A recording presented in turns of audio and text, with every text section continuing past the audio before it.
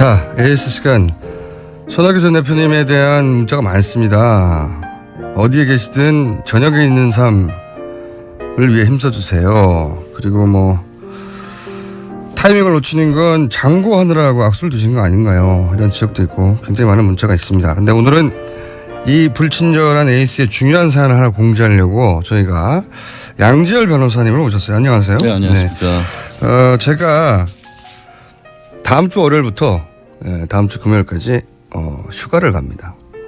제가 100일 이상 쉬지 않고 달려왔는데 일주일을 휴가를 가서 저희가 이제 내부 TBS 아나운서를 통해서 일주일간 방송을 진행하려고 했더니 양지열 변호사 내가 하겠다고 또 허위사실을 또 허위사실. 그 일주일을 이용해서 저를 탄핵하고 본인이 자리를 꿰차려고 하는 야욕에 가득 찬 악마라고 누가 이름 붙여줬어요? 그러면서 저한테 탄핵 소추 하나 들고 왔어요.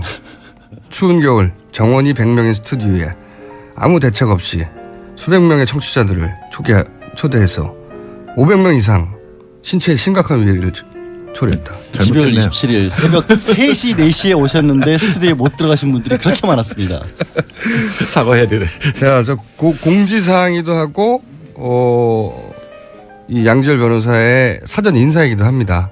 다음 주 한 주는 양지열 변호사가 어이없게도 휴가에서 돌아오실 수 있을지 다음 주에 한번 보겠습니다. 어이없게도 본인이 저를 뛰어넘어 보겠다고. 네. 절대 그럴 일은 없죠. 청취자에게 탄핵 심판을 맡기겠습니다. 네. 제가 보기엔 일주일을 맡겼는데 한 이틀 정도 하고 잘릴 것 같아요.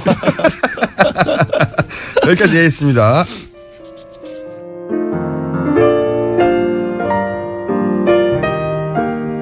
님과 함께하는 굉장히 어려운 이름 칼 폴라라니 사회경제연구소 소장님이신데 양지열 변호사가 안 나가고 앉아 있어요 같이.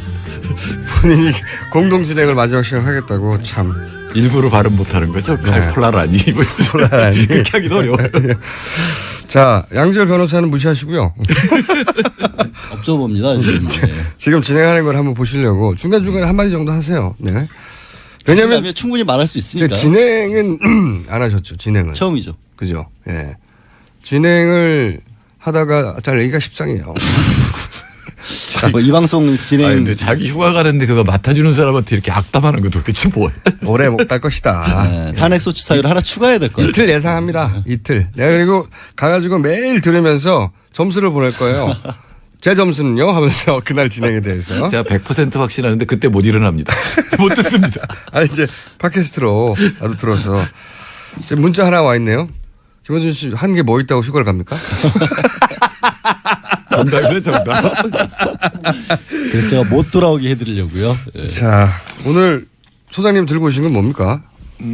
정부가 경제 정책을 발표를 했죠. 사실은 뭐 이제 앞으로 몇 달 갈지 모르는데 그러니까 뭐 정부 입장에서도 완전 획기적인 걸 발표하지는 못할 거예요.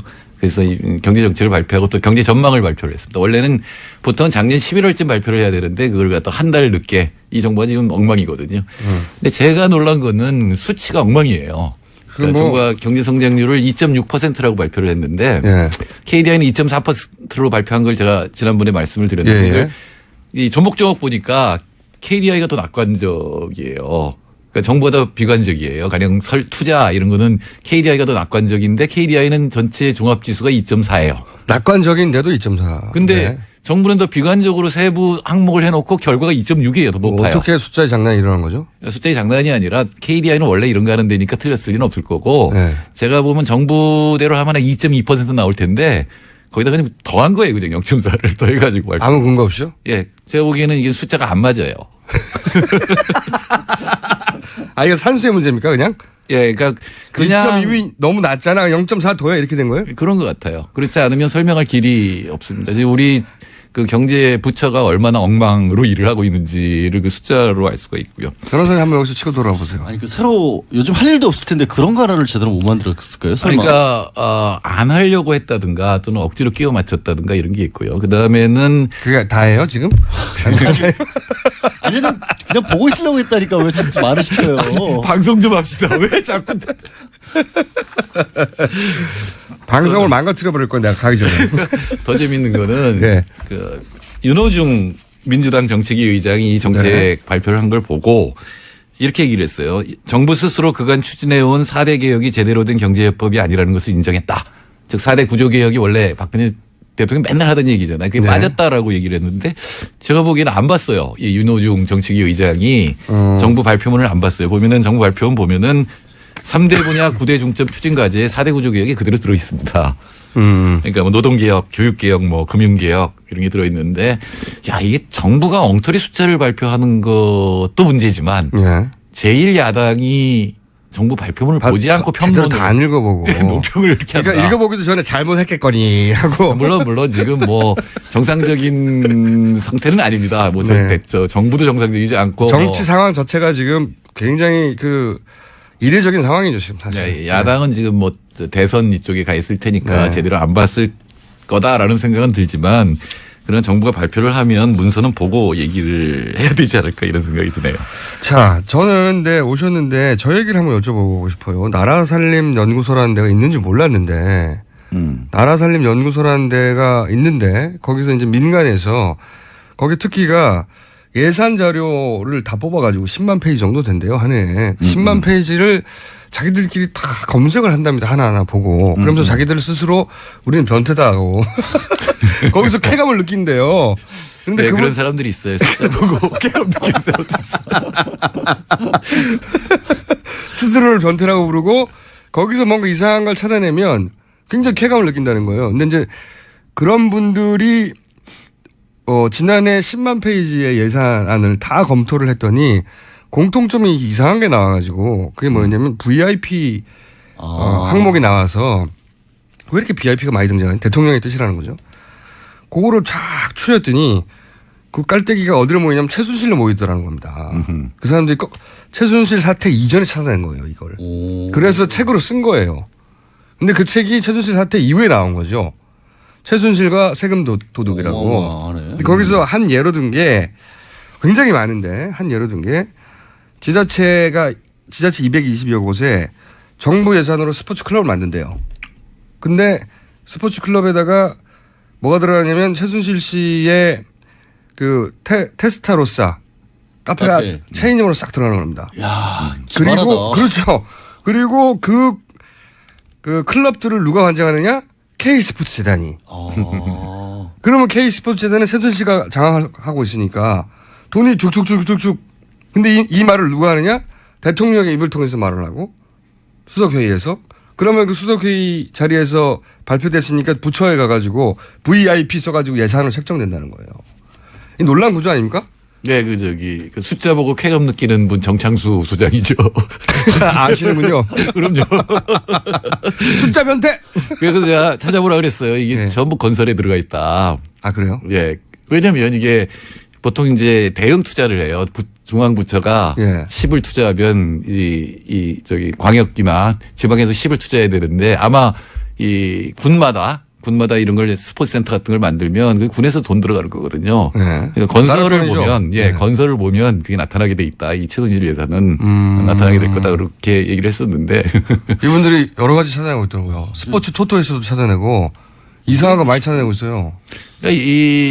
다시 최순실 사태가 내버렸는데 보면 이래요. 근데 제가 궁금한 건 이겁니다. 그것도 좀 설명해 주셔야 되겠지만 요 예산 박근혜 대통령 취임 이후 지금까지 예산을 이런 식으로 전부 다 뒤져봐야 되는 거 아닌가? 예, 봐야 될 것 같아요. 왜 그러냐면은 정부 채무가 매년 50조 원씩 늘었거든요. 근데 이게 어디다 쓴 건지가 감이 안 잡혀요. 예를 들어 이명박 대통령 때 20조 30조씩 늘었는데 그런 4대 강의 쓴 거 알잖아요, 우리가. 그렇죠. 근데 이 50조씩 늘어난 이 채무는 도대체 어디다 쓴 건지 이걸 좀 따져봐야 되는데. 우리 복지는 나아진 게 없는데. 기존의 언론에서는 그 말씀하신 이명박 전 대통령 때 해놨던 것들 뭐 자원 투자나 이런 것들 때문에 그걸 메우느라고 계속해서 누적 적자가 돼서 50조라는 분석을 하는데. 그렇지 않을 거고 건설이 굉장히 많아요. 사실은 이 박근혜 정부도 건설로 모두 이제 일으켰는데 그 건설 내에는 아마 지금 전에 말씀하신 것 같은 이 최순실 일가와 관계된. 자, 이번에 이제 최순실 사태 일어나서 대통령의 말씀을 쫙 보면은 대통령이 4대 구조개혁, 특히 노동 구조개혁 같은 거 막 강조하잖아요. 그럼 그 전날 재벌을 만났어요. 그렇죠. 그리고 반대급부로 뭘 얻어내냐면 이런 거 하는 거죠. 최순실 무슨 센터 같은 것들을 그렇죠. 받아내고 20억 내지 50억 네. 내지 이러면서 30억에 합의해볼까 이런 거. 예, 정유라한테 뭐 말 사는데 뭐 돈 주고 이렇게 말하자면은 재벌 얘기 들어주고 세게 얘기하고 그리고는 사적 재산. 사적 이걸 예, 사적인 오로지 걸 최순실 민원을 들어주면서 챙겼죠. 예. 예. 최순실 재산이 뭐 누구 재산인지 모르겠지만 하여튼 경제 공동체가 아닌가 하는 의구심이 있죠. 예. 예, 그랬던 것 같습니다. 제가 보기에는 그래서 칼 플라니 사회경제연구소와 이 나라살림연구소가 힘을 합하여 대통령 취임 이후 모든 예산 10만 페이지씩을 매년 아니 조금 검토해서? 전에는 순학규 네. 대표 갖고 자꾸 정치연합 이거에 대해서 하더니 왜 연구소를 답치려고 그래요. 그러니까 어느 쪽 연구소가 더 크죠? 아마 그쪽이 클 겁니다. 아, 그래요? 그쪽에 숫자 매니아들이 많기 때문에. 민간 영역에서 이걸 한다는 것도 참 웃겨요. 그죠? 아니 근데 필요한 일이죠. 우리 항상 세금 감시 같은 걸 하면 국가에는 예산을 하는 데가 있어도 제대로 못하는 경우도 많고 민간주의 하려고 하면 헌법재판소도 그거 권한이 없다는 식으로 막았었거든요. 근데 숫자로 나온 거는 명확하기 때문에 뭐 권한이 있고 없고를 떠나서 서류 검토하면 되는 거잖아요. 하시죠. 네네 하면 됩니다. 자, 제가 양 변호사님 말하는 거 가만히 듣고 있어봤는데 좀 재미가 없네요. 큰 걱정입니다. 제가 이 자리를 어떻게 떠야 되나. 저는 재미는 없을지 몰라도 진중은 할 겁니다. 일정을 취소해야 되냐 진짜 걱정이요. 그래서 제가 제작진한테 얘기를 남기고 왔어요. 백업을 미리 준비해놔라. 백업을 예, 이틀 못 갈 수 있다. 이런 방식도 있어요. 그 휴가 어디로 가시려고? 비밀입니다. 예, 제가 글로 갈게요. 그것도 어떻게 원격으로 하시게요? 아니 그리고 뭐 계속 방송을 하시든 나와서 감시를 하시든. 이 정부의 이 결과치를 보면 실제 복지나 이런 분야에 쓰여진 게 없죠. 아니요. 복지는 네. 사실 복지를 새로 만든 항목은 없지만 하던 복지 거니까. 예산은 그냥 늘어나게 돼 있거든요. 가령 그렇죠. 이제 기초연금 같으면 노인 숫자가 늘어나잖아요. 그리고 기초연금을 올린 건 맞아요. 그러니까 그게 계속 늘어나기 때문에 복지비 비중은 계속 늘어났어요. 그러나 이 정부 재량으로 늘리는 게 있거든요. 자동으로 늘어나는 게 있고 정부 재량으로 늘리는 게 있는데 그런 새로운 복지 항목이 추가된 것은 이제 별로 없는 거죠. 대부분은 주택 건설에 들어갔습니다. 대부분은 주택건설.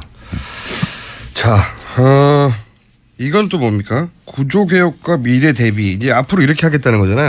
이게 이제 박근혜 표예요. 그 4대 구조개혁이 바로 여기 들어가 있고 네.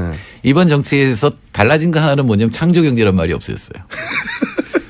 어떻게 창조경제는 됐겠습니까? 없어지고 대신에 4차 산업혁명 대비 이렇게 돼 있고 네. 사실 그게 맞죠. 4차 산업혁명 대비가 더 맞는 말인데 그동안은 모든 정책을 창조경제라는 이름으로 하고 창조경제 밑에 이제 여러 가지 최순실 예산이 들어가 있던 거잖아요. 근데 그거는 이번에는 4차 산업혁명 대응으로 바꿨고 확실한 건 뭐냐면 지금 경기 나쁘잖아요. 굉장히 불확실하니까 초반에 20조 원을 재정 집행하겠다라는 겁니다.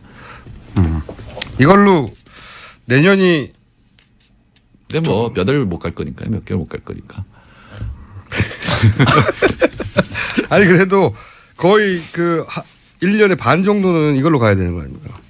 예, 뭐 인수위가 없기 때문에 바로 바꾸면 못하겠죠. 또 하나 재밌는 건 사실은 실제로 경제 사령탑이 한다 그러면 구조조정 방침 같은 것들은 지금 급하거든요. 또 하나는 트럼프거든요. 트럼프를 어떻게 상대할 예, 것인가. 트럼프가 보호무역주의를 하고 특히 이제 중국과 한국을 꼽은 예가 많기 때문에 어떻게 대응하느냐인데 대응 어떻게 하는 거 1번이 뭐냐면 미국산 셰일가스 도입 등 대미 수입을 확대한다. 트럼프 좋아하라고. 이게 트럼프 상술에 넘어가는 거예요. 그렇죠. 장사꾼이잖아요. 일단 후려치고. 트럼프가 무슨 대단한 철학이 있습니까? 예, 후려치고 이제 협상하면 조금 빼주는 건데 미리 가서 셰일가스. 미리 가서 많이 주문할게요 이러는 거잖아요. 두 번째가 뭐냐면 협상이 기본이 안 돼 있네요. 트럼프 정책 중에 하나가 1조 달러 정도의 인프라 건설을 하겠다 미국에. 네. 거기 참여하겠다라는 게 두 번째예요. 건설이니까 또. 예, 근데 사실은 미국에는 바이 아메리카 법이 있거든요. 네. 이거는 FTA에서도 고수했던 겁니다.